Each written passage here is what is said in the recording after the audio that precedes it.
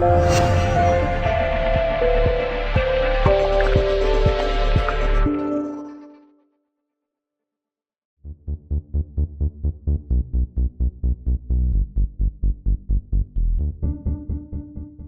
against a side with a 100% record in 2016, Jim, a point away from home, looks a good result on paper. Are you pleased with that? Yeah, six wins on the bounce, and we were told they've got high energy, they've got a little bit of dash up front, they've got goals, got good set play. So it was probably our most difficult game. The team furthest away with the best form. So fantastic result in the sense of that we keep ourselves above them, but we'd all like to come away and, maybe taking a goal and winning the game and being jubilant, but we're very satisfied with the work that we've done today. As the game got stretched towards the end, you did have a chance to win it. Jamie Menner with the opportunity there, just over the bar. Yeah, like I said, I couldn't see why he took the touch and that, but okay, look, it would have been great for him, because especially with all them county fans right behind that goal, and any goal at that stage would have been probably the winner. Big K had a chance before that. I felt in the first half we asked our front three to work too hard, really. They did brilliant. Kevin come in out with the cold and done brilliant for 55-60 minutes. The lads worked really hard, so I think the change of shape at half time to go 4-2-3-1 allowed Jamie and Jon and Del to have a little bit more support from Big K. So I was pleased that even in that shape we looked solid. But great credit to everybody in the team, because everybody worked really hard to keep the clean sheet, and they gave themselves a platform to win games, and it's a good start in that regard. It was a stop-start kind of game. There was a big stop in the first half, about 11 minutes, when the linesman was changed. No fourth official, of course, at this level. Did it affect the players in any way, do you think? No. If you watch the game, yeah. I mean, obviously, with the last result to come in, but no, the lads were professional. Fortunately, the delay wasn't long enough to affect the lads going cold and that. But I think both teams probably got an opportunity just to reinforce some messages, and like I said, we got on with the game. I thought we did brilliant the first half in terms of they only had one chance, and that was a real lesson for us. A needless foul from Lewis Montrose on the halfway line. Ball gets played and there's a chance. And if you go back to last Saturday, I got a foul on the halfway line, leads to a goal. So them little bits have come, a little bit of discipline, the control, and channeling that energy in the right way. And again, even in the second half, their best chance came from a foul from Sean on the halfway line. But I felt the lads deserved a clean sheet, and like I said, whether you think we would have nicked a goal, but it's not about getting out of games what you deserve, it's getting out of games what you can take, and we could have took all 3 points today. You mentioned Kevin Holsgrove. Tell us about the thought process of involving him, because he's been frozen out really for the last 4 or 5 months.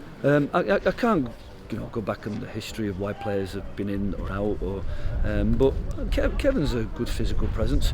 Don't get me wrong, Jamie looked really good when he came on today, but I felt that if we're not going to play with Kay, and we always had a doubt. I mean, obviously Glenn Rules had an Achilles problem and he had to come up for half time on Tuesday, so there was always a doubt about that. So I really wanted to start and continue with Carl as a sort of a holding midfield with Lewis Montrose. So in that sense, we needed an aerial outlet if we didn't have Kay. So I spoke to both players and explained the roles that they would play in the team in terms of being an aerial outlet. In the first half, Dino's kicking was great. Kevin got us up the pitch, got us some great set plays that we could have scored from. But I never expected him to last 90 minutes with his match fitness. So I'm delighted the part that he played. Second half, Kay's come on, took him a little bit of time to get going, but started getting us up the pitch and could have had a goal himself.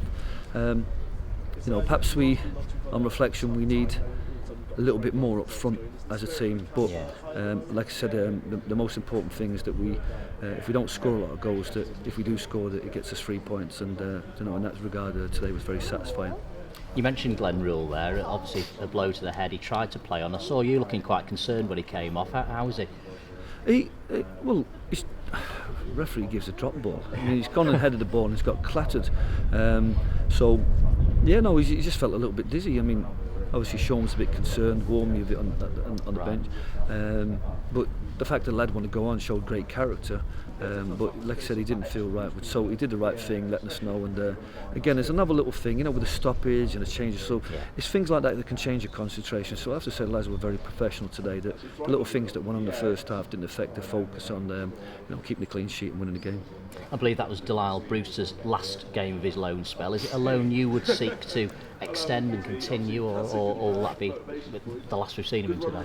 Well, obviously we've explained to Everton our desire. I think he wants to stay, we want to stay.